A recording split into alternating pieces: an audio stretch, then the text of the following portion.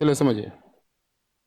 कुछ मिठाइयां 175 बच्चों में बराबर बराबर वितरित की जानी थी, परंतु 35 बच्चों के अनुपस्थित रहने के कारण प्रत्येक बच्चे को 4 मिठाइयां अधिक मिली। कितनी मिठाइयां वितरित की गई? इस प्रकार का प्रश्न बैंक में, एसएससी में, रेलवे में बहुतों बार पूछा जा चुका है इस टाइप का। कभी कभी आपको हो सकता है कि ये सेम क्वेश्चन भी दिखाई पड़े, पर इस टाइप की क्वेश्चन बहुतों बार पूछी गई है। आइए इस क्वेश्चन को बनाने के लिए सबसे सिंपल सा एक तरीका बताते हैं। सबसे पहले आपको यहाँ ये कहा गया है कि कुछ मिठाइयाँ 175 बच्चों के बीच में बांटी जानी थी। तो सबसे पहला काम आपका है कि आप टोटल बच्चा ले लीजिए कितना है। संयोग से उस दिन कितने बच्चे आपके अब्सेंट होते हैं? 35। तो 175 में यदि 35 बच्चा अनुपस्थित है तो इसका मतलब उस दिन क्लास में उपस्थित कितना बच्चा है? तो 140। सबसे पहले जिनके बीच में बांटा जाना था उनकी संख्या लिख लिए। जितने बच्चे उस दिन उपस्थित थे इन दोनों बच्चों को एक दूसरे से मल्टीप्लाई कर देना है। ठीक है। अब 175 और 140 बच्चे के बीच का डिफरेंस कितना भाई? तो 35 बच्चा।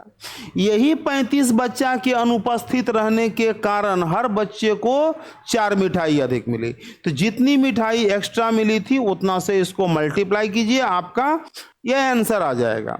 चलिए 35 से 175 को काटते हैं 5 बार में।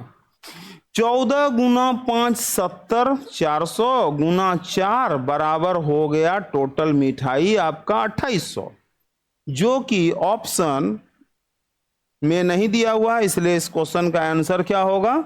ई।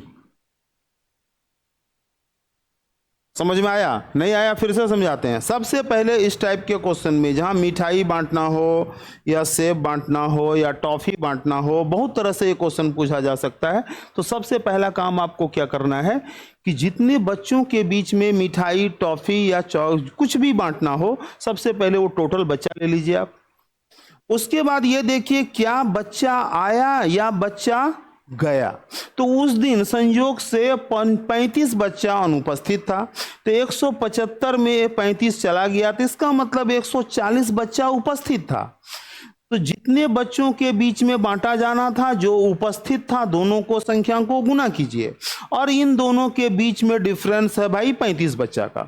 यही 35 बच्चा जो गायब हुआ, जिसके कारण हर बच्चा को कितना मिठाई एक्स्ट्रा मिला? 4। उस 4 से इसको मल्टीप्लाई कीजिए, आंसर आपका आ गया। तो हमें लगता है कि आप इस क्वेश्चन को बनाने का तरीका समझ चुके होंगे। इस तरह से आप क्वेश्चन का आंसर एकदम क्विक विद इन 10 सेकेंड में आप दे सकते हैं। चलिए अगला क्वेश्चन को देखते हैं।